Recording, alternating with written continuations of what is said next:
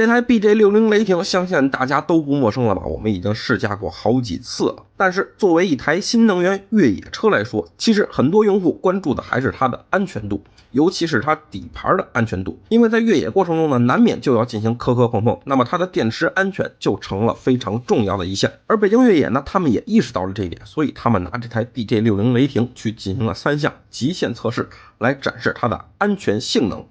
那么接下来我们就一起来看看他们做了哪些测试吧。首先则是电池的冰冻实验，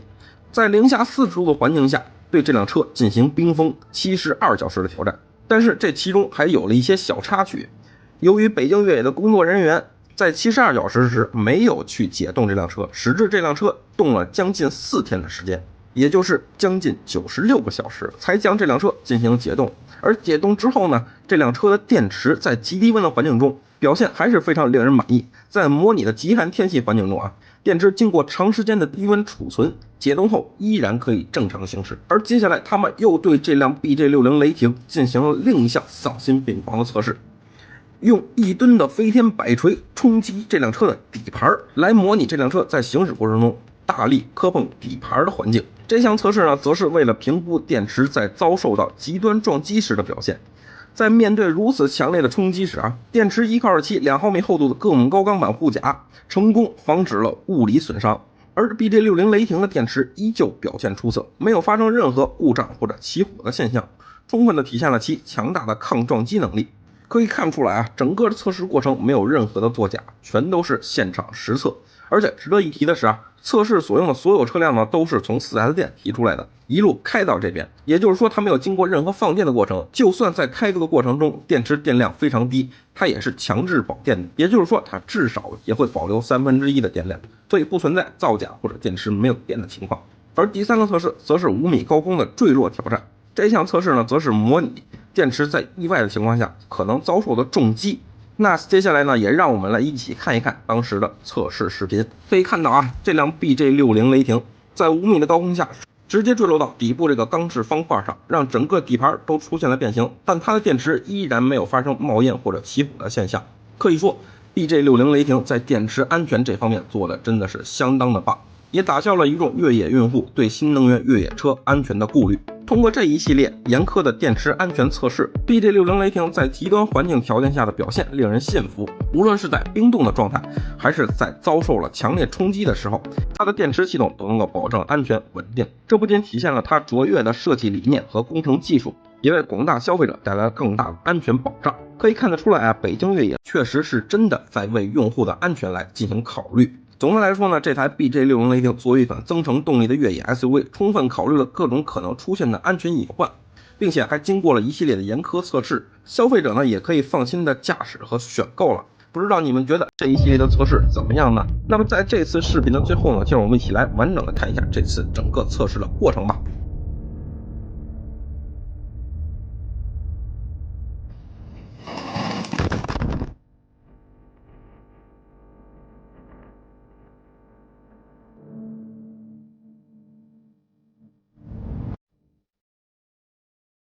好，老师，那接下来呢，我们去到这个零下40度的这个实验室，看看我们的车现在是一个什么样的状态，好吧？走，来，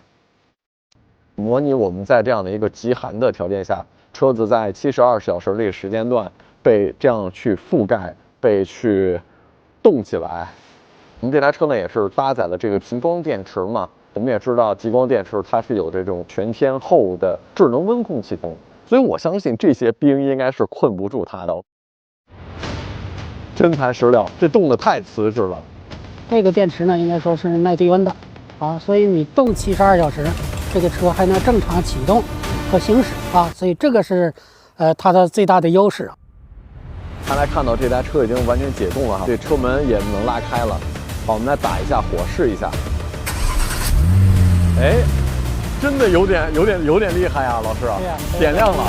我们来这个试一脚油门点一脚油门试一下。哇，它真的在动，老师。那在这里的话呢，我宣布我们 BJ60 雷霆极寒测试挑战成功。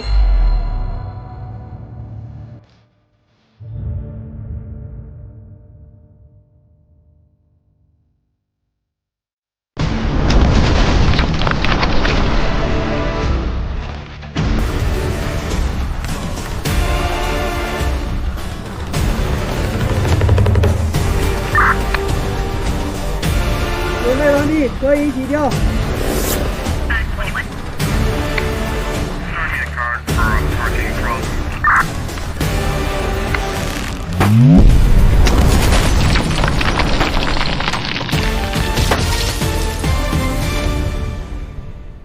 您觉得我们这个底盘的设计怎么样？非常好，我觉得，确实体现了我们这个叫柔性的这个电池技术。大家可以看这个中间的这个变形啊，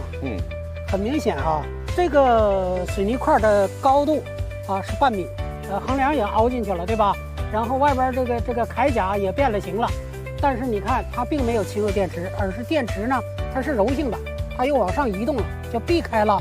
被这个侵入的这种状况，所以电池是安全的，这么长时间都没问题。整个这个底下的这个叫铠甲啊，对，铠甲离电池是大概有47毫米，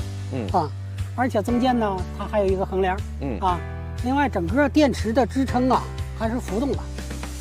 所以你看它落下来之后，这个铠甲的底层跟这个叫水泥块接触之后，整个这个铠甲变形了，甚至把中间这个横梁也给搞变形了，但是电池呢顺势被顶起它因为有弹性支撑嘛，所以没至于把电池侵入，造成电池的伤害，以至于着火什么的所以这是这个车设计的最好的地方，我觉得好，那么最后我觉得的话，我们 B660雷霆从5米高空坠落撞击实验挑战圆满成功。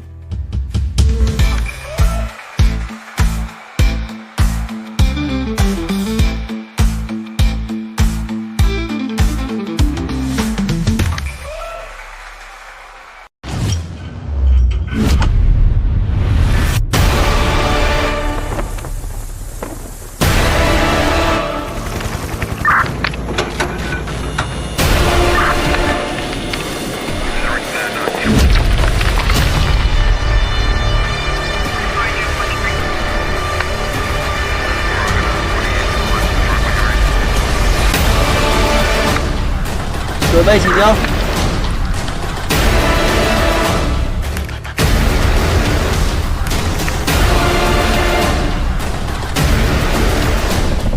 一切准备就绪，挑战开始。